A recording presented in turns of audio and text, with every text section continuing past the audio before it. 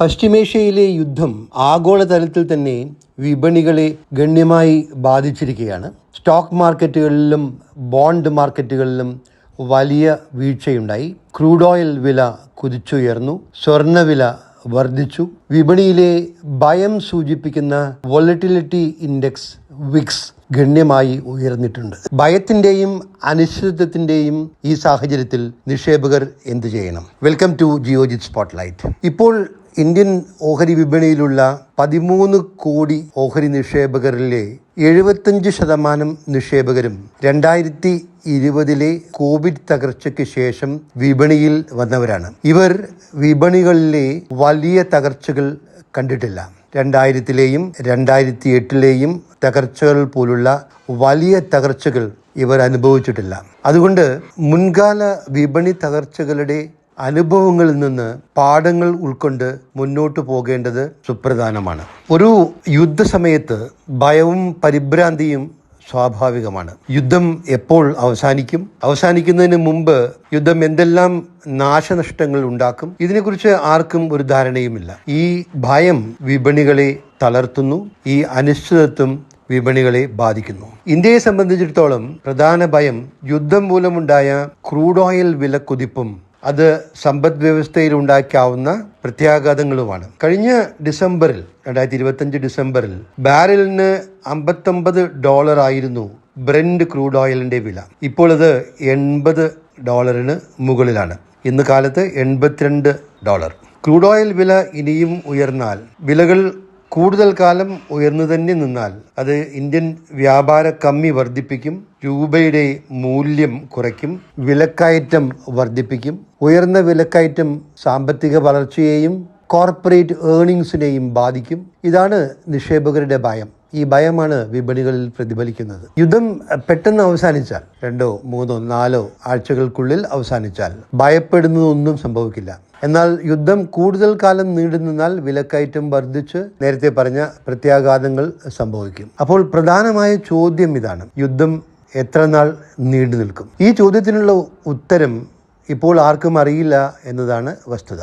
ഈ അനിശ്ചിതത്വം നിലനിൽക്കുന്നിടത്തോളം കാലം വിപണിയിൽ വലിയ ചാഞ്ചാട്ടം ഉണ്ടാകും. അപ്പോൾ നിക്ഷേപകർ എന്തു ചെയ്യണം? ഈ ചോദ്യത്തിനുള്ള ഉത്തരം 2 രീതിയിൽ ചുരുക്കി പറയാം. 1, നിക്ഷേപകർ ഇപ്പോൾ എന്ത് ചെയ്യരുത്.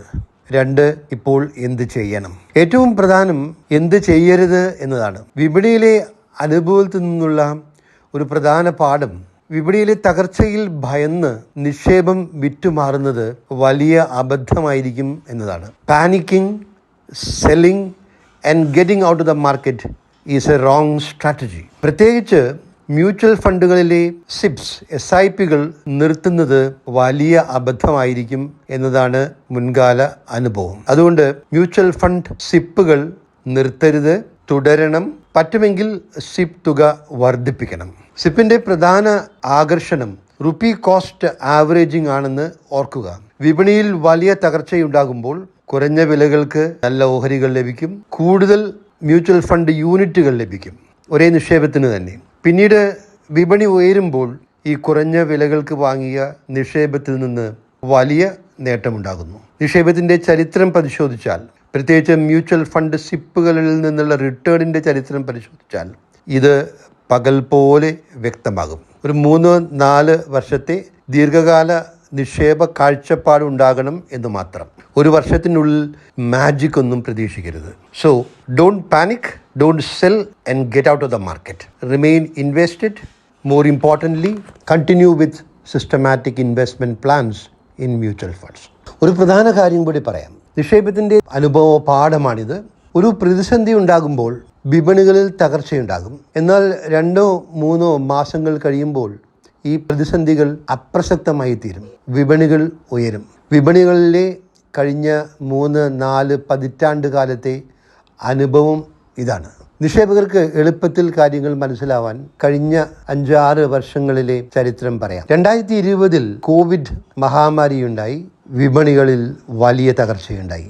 2022 റഷ്യ-ഉക്രൈൻ യുദ്ധം തുടങ്ങി. വിപണികളിൽ വലിയ തകർച്ചയുണ്ടായി. യുദ്ധം ഇപ്പോഴും തുടരുന്നു എന്നോർക്കുക.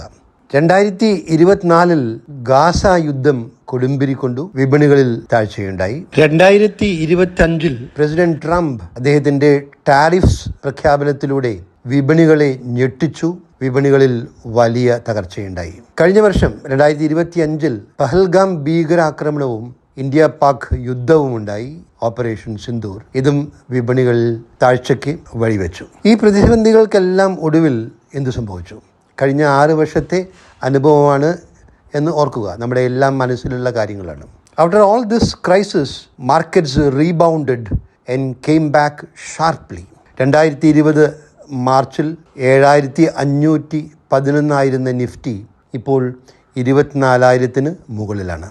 This is the lesson from market history and this history will repeat. അതുകൊണ്ട് നിക്ഷേപകർ എന്ത് ചെയ്യണം, അല്ലെങ്കിൽ എന്ത് ചെയ്യരുത്?